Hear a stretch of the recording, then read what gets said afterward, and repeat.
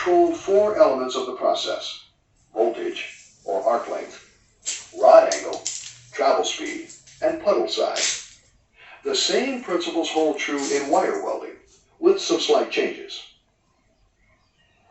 In wire welding, you control the voltage, which is the force of electrical current, by setting the output on the wire feeder, as we saw in the last module. You also control the amperage, which means the speed at which the wire is fed through the gun. You'll recall that the amperage is also set on the feeder and registers on the same digital display as the voltage. Instead of arc length, you have to pay attention to electrical stickout, the distance from the contact tip to the end of the wire. Make sure that you keep the stickout within the specifications for the process you're using. Gun angle is just as important in wire welding as rod angle was in stick, and so are controlling your travel speed and puddle size.